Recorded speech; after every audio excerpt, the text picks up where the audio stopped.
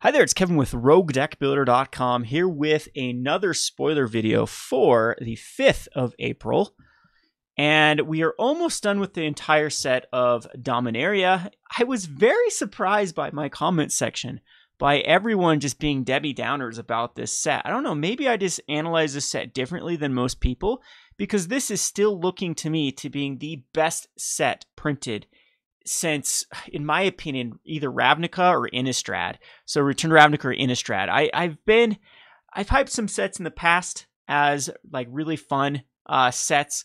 However, some of those sets didn't have the power level to back them up, or they ended up having a kind of really convoluted premises that didn't actually play out like I expected it to. So I'm looking at like the Khans and Fate and Dragons of Tarkir block. However, this Dominaria set seems to have everything going for it. It represents the Timmy, Johnny, Spike, has new mechanics like the Sagas. A lot of people don't like the Sagas.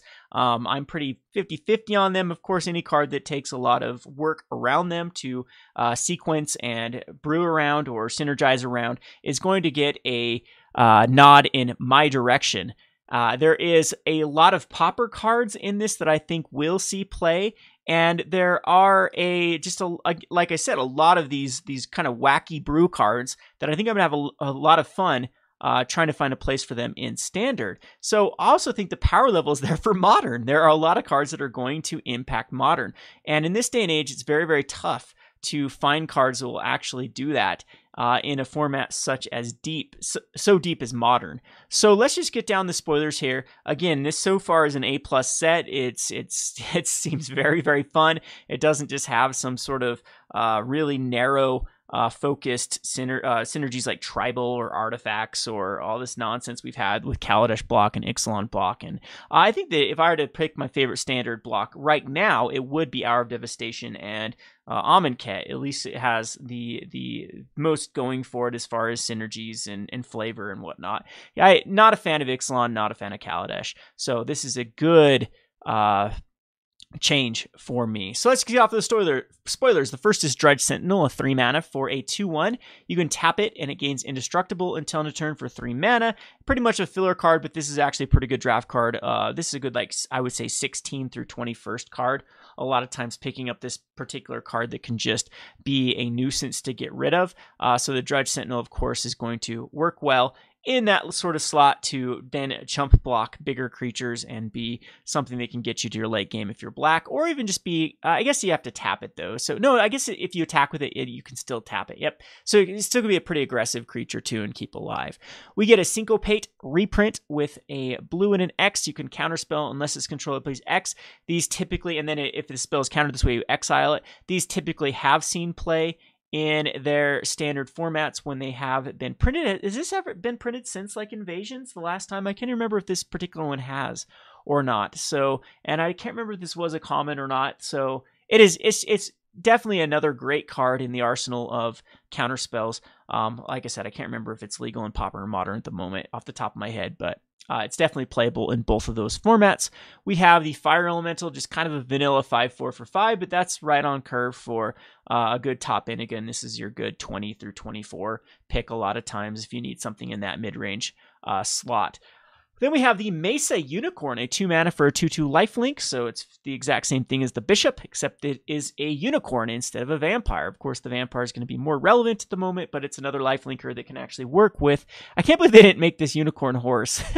That's kind of hilarious that unicorns don't count as horses, so it doesn't work with the Crested Sunmare. That's awkward as awkward gets. Come on, Wizards. I think that they should errat that unicorns count as horses.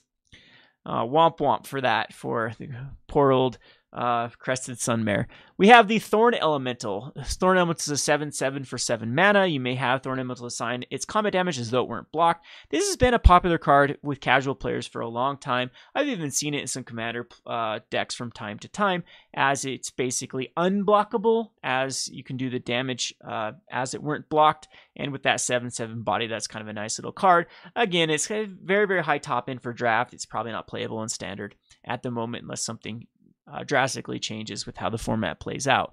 We have Juggernaut getting a reprint. Man, there's like more iconic cards in this set than there was in Masters 25. Juggernaut, Thorn Elemental, Fire Elemental.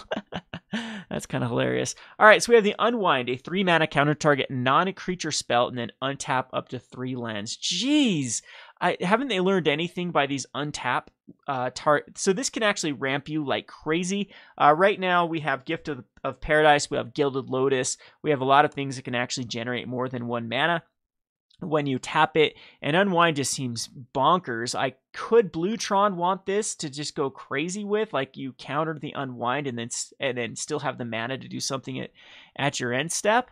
Don't know if that's the route that it wants to go, but this is a very, very powerful card. Of course, it can't counter creature spells in a format that tends to be quite heavy on creatures in Standard, but looking back in Modern and Legacy, I think that this definitely could see play, because that is a really, really powerful ability to be able to basically, you just have to have 3 mana open, and this is a free 3 spell, because you get to untap the lands that were associated with. I don't know why I mentioned Gilded Lotus. You can't untap the Gilded Lotus, but if it's something like Gift of Paradise or any other thing that adds additional mana, the Unwind can actually work very well with that land. So is there more than Gift of Paradise right now? I think there is. Isn't there the one that puts a +1/+1 counter on a creature as well in the format? I could definitely see a deck being brewed around this particular card. And this gets very interesting in Pauper, actually. Extremely interesting even in Pauper Tron, because then you can unwind something and then Forbidden Alchemy and a turn, for example, or do something, or mystical teachings decks. So yeah, blue gets even more love. This isn't a reprint, right? This has never existed. I think this is a brand new card. All right, so the Eldest Reborn, 5 mana for each opponent sacrifices a creature or planeswalker on 1. Each opponent discards a card on 2, and then you get to put a creature or planeswalker card from a graveyard onto the battlefield under your control. You should be picking up this very highly in draft. I know that they can just sacrifice a bad creature at that point at 5. Like this is gonna be turn 6 usually before it gets online. Then discarding a card, they might not have a card, but then being able to reanimate something. I think that this is just too much value to be ignored for draft. In Standard, this gets a little more awkward. We have to see how much Sagas, historic enchantments actually matter, and if they do, this could be a good reanimation card, especially if your opponent is playing some big planeswalkers. Like there you have Ugin right in the artwork. There you go, kill an Ugin, get it back, Ugin back. That doesn't seem too terrible. Lingering Phantom, 6 mana for a 5/4. Whenever you cast a historic spell, you may pay a black if you do return the Lingering Phantom from your graveyard to your hand. So where I really like this card is, don't worry about the 5/4 body or the 6 mana converted mana cost. I've played cards like this that just want to be used as value for discard in your hand, and then you can get it back to your hand for... So think of cards like Cathartic Reunion. This is a perfect card with Cathartic Reunion to throw in the graveyard, and then if you cast like an artifact or a legendary creature, artifacts, legendaries, and sagas, yeah. So you cast a planeswalker, you cast a saga, you can get it back, and then you don't have your card disadvantage there. I have used cards that I've never... And then late game, you can't actually cast this. It can actually be a pain in the butt to deal with. So do not underestimate this card. Anything that can manipulate from hand to graveyard back to hand is a really, really potent card. Now we get on to Adventurous Impulse, a 1 mana for, look at the top 3 cards of your library. You may reveal a creature or land card from among them and put them in your hand and put the rest on the bottom of your library in order. So green officially does get its Ponder. Now we've seen this as a rare before in the Oath of Nissa, kind of similar to that. But this is going to go, of course, really well in creature-based decks. I don't think that like Paupertron necessarily wants it. Maybe the heavy creature format for the Paupertron will add it to its mix. We already have the Ancient Stirrings in there and the Expedition map, but this can still go through 3 cards to try to find the Tron land. It can also find the Ulamog's Crusher or the Fangreen Marauder or the Wretch at that point. I think that this is a pretty great little 1-drop for the deck that they can go now pretty much heavy on just the green and the Tron lands at that point, and it's a really, really potent card. One of the better ones we've had in a long time. Like Attune with Aether was good because it added of course the energy to the mix, but this is something that's good early to fix and can also just go grab the creature that you want at that particular point. So also adds towards cards in your graveyard for things that can then recur it back. Thinking in Pauper, of course, for like the mnemonic wall. Again, Tron is where this gets the most interesting, but even something like Stompy, just as a filler, or even Elves. I don't think Elves quite wants it, but there are a lot of decks I think that could utilize a card like this. In Modern too, this does seem very playable. All right, then we have the Damping Sphere, which is one of the most anticipated and talked about cards in Modern. For the Modern format, if a land is tapped for 2 or more mana, it produces only a colorless instead of any other type. So again, we are looking at Tron here. Really shuts down Tron. Anything with like Utopia Sprawl on top of it, or any other Wild Growth type card. Only then taps for the 1. I believe, I don't know if the enchantment adds it. Is it going to? Because a lot of the new ones add the ability for the land to tap for more mana. I'm not sure if this actually works with when enchantments actually produce the mana. That is like, because doesn't Wild Growth say when a land is tapped for mana, you add an additional? So it's the Wild Growth that's adding the additional, not the land. So I don't know if a judge needs to weigh in on the comment section if it works with, like, I don't know the wording of Utopia Sprawl or Wild Growth, or what's the one that adds 2 when a land is tapped for mana, if this actually does shut it down.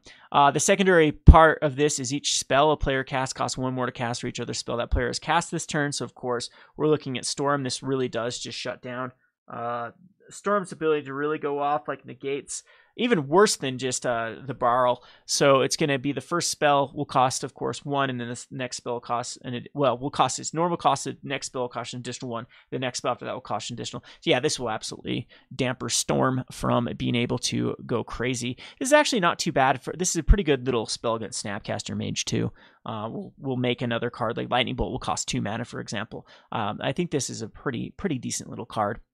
All right, then we have the Grand Warlord Rada, which has a 4 mana for 3/4 haste. When one or more creatures you control attack, add that much mana in any combination of green or red until end of turn. If you don't lose mana, you don't lose mana as steps and phases end. You do lose mana when turns end, though. So again, this is kind of the wording on this is kind of awkward. I wonder if it's because of some sort of judge ruling how it had to be worded this. So I think it counts all the creatures that attack, and then you add that many combination of red or green. Not a bad little card, especially on curve. So you attack on turn 4, or even with an Elvish Mystic, for example, get this out earlier, and then attack with a few other creatures, then you can cast other creatures that turn off of the...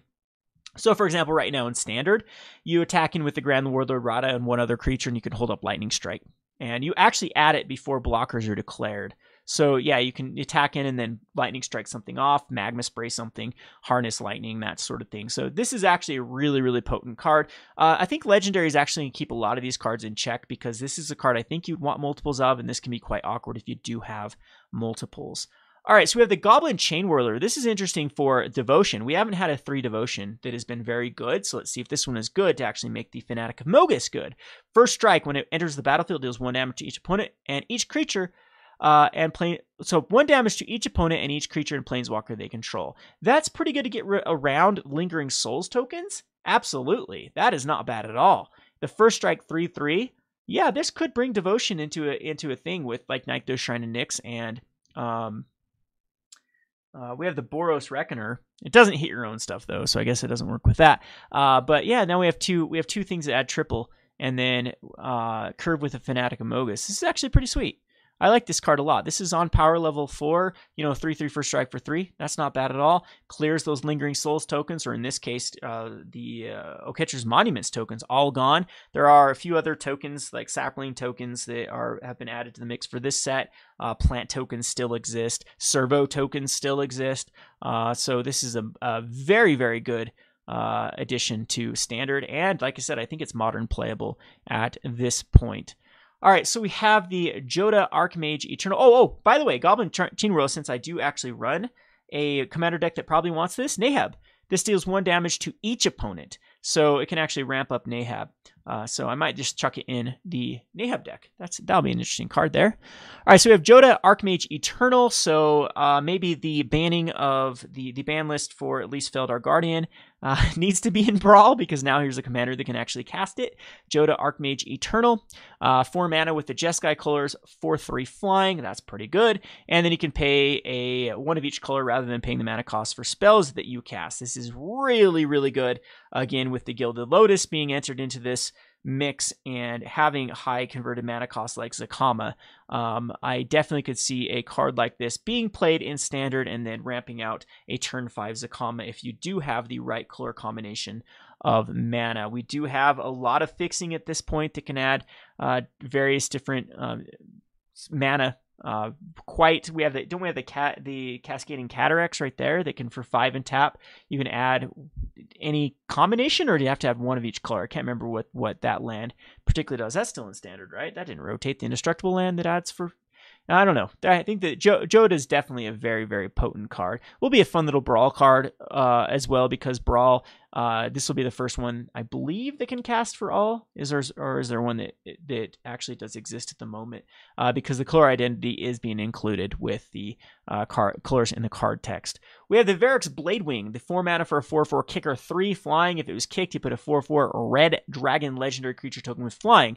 This card's okay. Right now, it's a 4/4 for 4, pretty good. I think the kicker's a little bit overvalued for a mythic. Like, if you actually compare this with Regisaur Alpha, I think Regisaur Alpha is just more power on board for less mana. It also has the ability to have it haste, so you get a 4/4 dinosaur and a 3/3 trample dinosaur with haste, and then your additional dinosaurs do get haste. Unfortunately, with this, it's going to be 7 mana for 8 power of flying on board, no haste. Kind of awkward with flicker type abilities too, because the kicker can't be flickered at that point. I think this is just not mythic worthy in my opinion.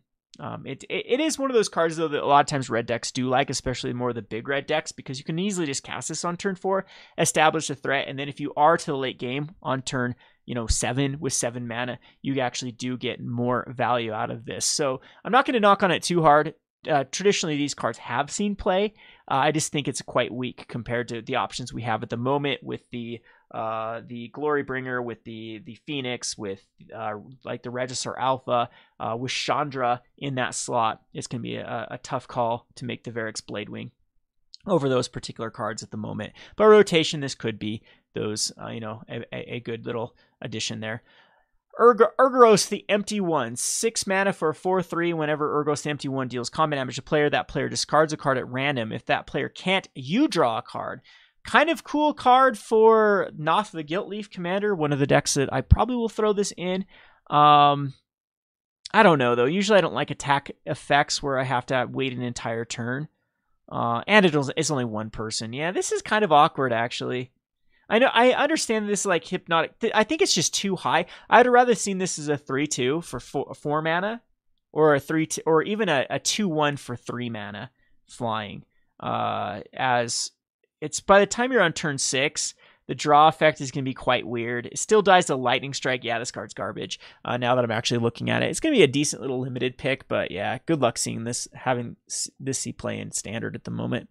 All right, here we go. Foreign card. We got to look at what this says. The Daring Archaeologist, 3 and a white. Whenever Daring Archaeologist enters the battlefield, you may return an artifact card from your grave to your hand. Not bad at all.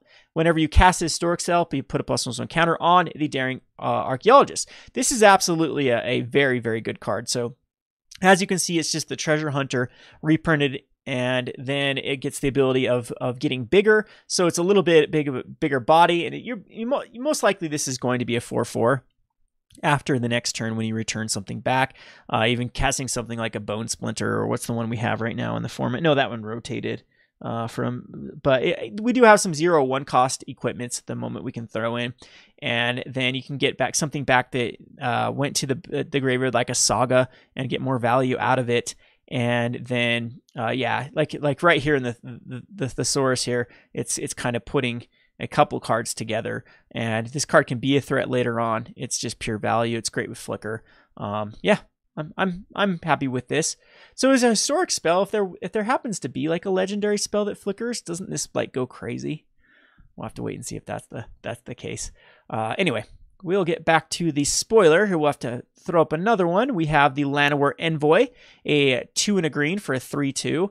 And it has the ability to color fix at the cost of 1 additional. This is a great little card in draft because it's going to help fix. So it's a 3/2, which hits the kind of vanilla curve perfectly, and also allows you to fix later on. So not a bad card for draft. I don't think it's pauper playable though. Could possibly see play in pauper else just to fix, but I doubt it. Birchler Rangers does a good job already. We have the Precognition Field, 3 and a blue. You may look at the top card of your library at any time. You may cast the top card of your library for instance or sorcery, and then 3 you can exile the top card of your library. This is actually a pretty potent little card here. It's like the Vizier for blue, and this can actually enable Storm. I wonder if Storm actually does want this in Modern, as it just, once you have it out, you can just churn through your deck. And being able to exile the top card of your library, I mean, this has insane synergy. I wonder if there's some sort of strategy with like blue-green spells that you can add this with the one that you can play lands off the top of your library. Don't we have the Wayward Swordtooth right now too? Or can you actually play? Does that say you can play lands off the top, or you just play additional, right? Yeah, okay. So anyway, I'm pretty sure there's some sweet little combinations though in Commander in Modern that this can be just busted by getting those lands off the top of your library, plus being able to continue to cast like the Serum Visions type cards, the Op type cards. Those are great ways also to get a land off the top of your library at that point. Or no, those are draw then scry. But if there's anything that can scry first and get those on the bottom, you can just continue to play cards off the top. Just kind of set your library up and continue to play cards off the top of your library. So this is, I don't think this card should be underestimated. I think it's quite powerful. Okay, we have the Gilded Lotus. Gilded Lotus is reprinted in this set.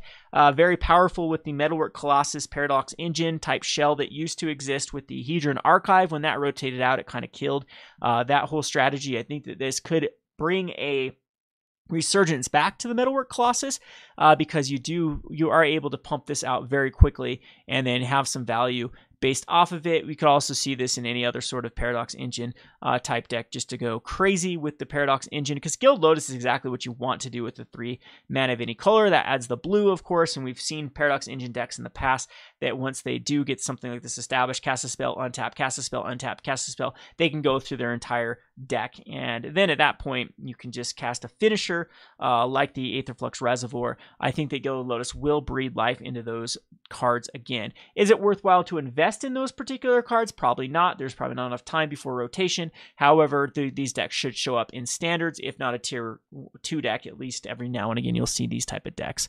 The Helm of the Host, 4 mana at the beginning of your combat on each of your beginning of combat on your turn. Create a token that's a copy of equipped creature, except that it's not legendary, and that token gains haste. It doesn't go away. That's pretty cool. So it doesn't go away at the end of turn. This is pretty sweet of an equip card, so it reminds me of that creature that used to do this, the Simic creature. And the equip 5 is quite a bit. The 4 mana is also quite a bit. I know this could be cheated with something like Quest of the Holy Relic. Is it going to make Quest good for Modern? Probably not, but it'd be kind of fun to, cheat this in, equip it to a creature, and then you just get that every turn. Every turn you get some value out of it. Pretty sweet card for Commander for sure. Oath of Teferi, another great Commander card, possibly Modern playable, possibly Standard broken. Oath of Teferi is a 5 mana. When it enters the battlefield, you can exile target permanent control and return to the battlefield under its owner's control at the beginning of next end step. So it doesn't work that great with the Planeswalkers because you won't get the value out of them there. But then you can activate the loyalty abilities of Planeswalkers you control twice each turn rather than only once. This can break a lot of commanders that need to get up to their ultimate as quickly as possible, especially when some of those that, thinking of like the old school Tamio, not old school, the recently rotated Tamio, that was just trying to get up to 6 and started with 3 loyalty. So with Oath of Teferi, if this comes out the turn after, it'd already be up to 4 and then 5/6 ult type thing. So it's a pretty amazing card with particular Planeswalkers. However, the chunk of change you have to invest into it might be too much. These flicker type abilities are pretty sweet though. Yeah, there's got to be some ways to break this card in Standard. So we will definitely check that out. The Baird, Steward of Argive. 4 mana for a 2/4 Vigilance. Creatures can't attack you or Planeswalkers you control unless their controller pays 1 for each of those creatures. Nice little Ghostly Prison-ish type effect on there for 2/4. Going to be great and limited to make just combat very messy for your opponent. The 2-headed Giant. When it attacks, you flip 2 coins. If both comes up heads, it gains double strike. If both comes up tails, it gains menace. So if you get the pairs, you'll get some sort of added ability to it. Probably not good enough for Standard, but definitely a great card to pick up in Draft. Grunn the Lonely King. So we have Harambe. Harambe is a 5/5 for 6 mana with kicker 3. If Grunn was kicked, enters the battlefield with 5+1 counters, making it a 10/10. And when it attacks alone, you double its power and toughness until the turn. Almost there for a 1-shot Voltron commander without any help. However, it doesn't do 21 commander damage. It does 20. But it's kind of a neat little commander, I'm sure. For Brawl 2, this seems pretty fun, as you can definitely kick this out, make this huge, and then give it some sort of, double strike, or even pump up its power, before it attacks a little bit more, and then swing in for lethal. We have the Tolarian Scholar, which is a 3 mana for a 2/3 vanilla card. Do not underestimate this card, though, because wizards might matter for Draft format. There's a lot of spells that work around Draft. Are wizards. With the Slyn Voda, the Rising Deep, is at 8 mana for an 8/8, and if you kick it for 2 mana, you return all creatures other than Merfolk, Krakens, Leviathans, Octopus, and Serpents back to your hand. That is quite a bit of a ability here. It can't flick it because of a kicker. Very, very tough to make this playable. The Memorial to War, comes to play tapped, sacrifice it to destroy a land for 5 mana. This is kind of an interesting card for particular. I think the comes to play tapped will make it pretty much unplayable, though. This kind of gets fun in like Omnath decks. Unfortunately, it's not Gitrog colors for Commander, but definitely this is a great little card in Commander for particular decks. You can destroy any land, not just a non-basic land, which is relevant. And then, so if you have ways to recur this back, you can theoretically lock your opponent eventually out. That comes into play tap, though, would definitely keep it in check. We have the Memorial to Folly. This one's a little more interesting because then you can return a creature card from your graveyard to your hand. People probably won't be picking these up highly in Draft, and they should be, because it's just pure value later on. Same thing, the Memorial of Genius, which allows you to draw 2 cards for 5 mana, and the Memorial of Glory, which does raise the alarms for 4 mana. So all of these, I think, are just, I love value lands. I love lands that get some sort of ability later on. Unfortunately, these are uncommon, so they're not pauper legal. We have the Memorial to Unity, which allows you to look at the top 5 cards of your library and put a creature card into your hand. So again, it's a nice little payoff. If you don't care about your 1-drop, you can put a land in a play tapped. These sort of lands do get kind of fun with Hour of Promise, because Hour of Promise can go tutor up any land. And these, especially like the Genius, the Genius and the Folly, I think, are the 2 more powerful ones. I guess Unity's in there too for like an Hour of Promise based deck. If you're in the Hour of Promise with wanting to actually do tokens, this one's also not that terrible. The Divest is a great card for Pauper. It allows you to look at a player's hand for 1 black mana and choose a creature or artifact. And I think that's key for Pauper, because this is going to hit Tron, and it's also going to hit Affinity a lot more nice. Like Ostracize, it's too narrow for a format that wants a lot of spells. This is also good for Standard, as this is any vehicle at that point, any problematic artifact, like a Gilded Lotus, if that becomes something that you need to divest out. This is a very much needed card, I would say, right now in the format. So I don't know. One of these days, are they going to keep pushing this until it says like a permanent card? But how do you actually say? You actually would have to name it out. Like if they had add Planeswalker too, target player reveals their hand, you choose an artifact, creature, or Planeswalker. That point, or artifact, creature, or enchantment. Like that's pretty sweet if we can get that. Or at that point, I guess they just say non-instant, non-land, non-sorcery, I guess is how you'd probably word it. Anyway, this is always something they're tinkering around, making a card that already exists a little more potent, adding another ability to it. So don't want Thoughtseize quite in the format, and I agree with them. No, Thoughtseize are like something like Inquisition. You want some more situational type cards. I like situational discards, situational counterspells, situational destroy card situational at 1-drop. I don't think that we should have a lot of these end all or like Thoughtseize can basically rip anything out except the land. So Divest is quite good there. They get you Counselor, a 1/3 2 mana, kicker 4. If you kick it, you return an instant or sorcery card from your grave to your hand. Typically, these do see play. This is another deck or another format where Gilded Lotus is legal, so if you do ramp up to this. What I like about the Get You Chronicler over a card like Anarchist, if you do need to cast it for 2 mana just to put out a 1/3 blocker, that ability is just there. So thinking of Tron like later on, like you can cast this early just to be at a good blocker. It dies later on. You pull some Marasa it back to your hand. Then you can kick it, get back to pull some Marasa, and then rinse and repeat. So it might just be a little bit better than Mnemonic Wall for that reasoning, as you can just put this out early to really stop those 2/2s and 1/1s from attacking in.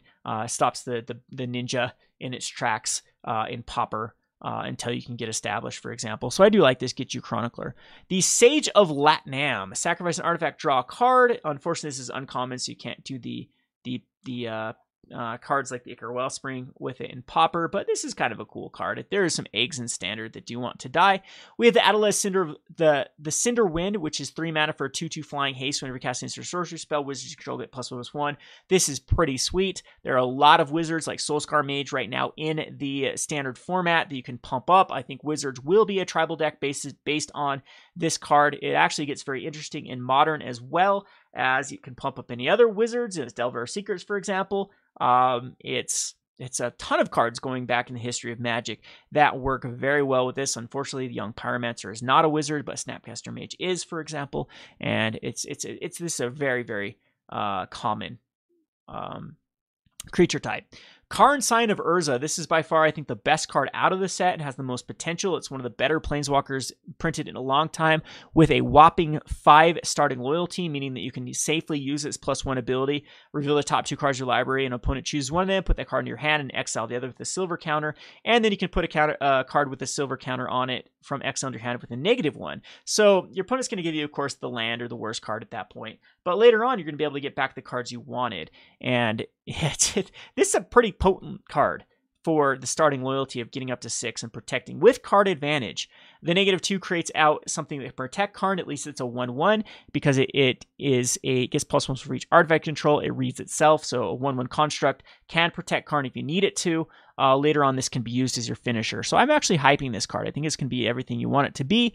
The Goblin War Chief now enters the Modern format with Goblin spells cost 1 less to cast, and goblins you control have haste. This is actually really, really potent for various Goblin decks. I believe this was a Legacy card. I'm not sure. I'll have to check but just think of your pile drivers. They cost 1 now after a War Chief. That's pretty potent. The Muldroth of the Gravetide seems like one of the most flavorful commanders in a long time. A 6/6 during each of your turns, you may play up to 1 permanent of each permanent type from your graveyard. So artifacts, enchantments, lands, creatures, planeswalkers. Every turn you can play up to 1 of each. That, with a self-mill type strategy, is insane. This is a great card. The Darigaaz Reincarnated, a 7 mana for 7/7 flying trample haste. If it would die, instead exile it with 3 egg counters, and then when there's no more egg counters, you bring it back as a 7/7. Not a bad card for a recursion reanimation based strategy. Doesn't have like the kicker stuff to mess it up from, recurring it from your graveyard or cheating into play with something like Reason to Believe. So I do like this card a lot. The 7/7 means it's only 3 attacks, which haste. I think this is a very playable card. I'm not too interested in hard casting it a lot of times. I think this is something that works really well with the Lilianas of the format. Not quite Scarab Gods because it dumbs it down, but it's still a really potent card. The Dauntless Bodyguard is a 2/1 for 1 mana, which you can, when it enters the battlefield, you choose a creature, and then you can sacrifice it to give it indestructible. Modern may want this in their particular Modern deck to protect like the Meddling Mages, to protect the Thalias Lieutenants, those type of things. So it's another arsenal for the sideboard, or might even be playable enough in the main. It's also a knight, and when I was trying to build tribal knights, this is actually one of the problems, was the 1-drop slot. So this is pretty good in tribal knights because you can actually choose later on. You can choose the creature, the knight that gives all their knights indestructible, and this could then be sacked to give your that one indestructible to keep everything alive from board wipes. Anyway, pretty sweet card. We have the Seal Away 2-mana flash to exile a tapped creature. This is a pretty neat little card, of course. You can naturalize it away to get back your creature, but it just screws the curve up at that point, and it gets all the ETB effects that like casting an enchantment does with any sort of Enchantress-based deck. I actually like Seal Away a lot. And the Siege Gang Commander, of course, has the synergy as well with the Goblin War Chief. Pretty sweet little curve, 3 into 4, and then you have a 5 power on board with haste.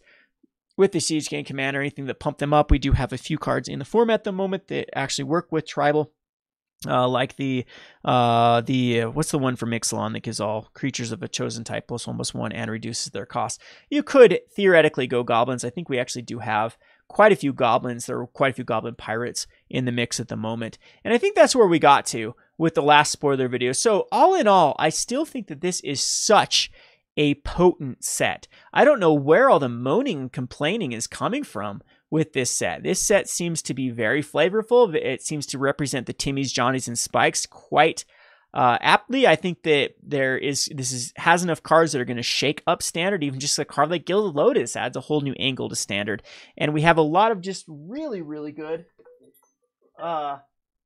cards to add to the mix here. But I don't know. Your comments are always appreciated, and if you disagree with me, feel free to do so in the comment section below.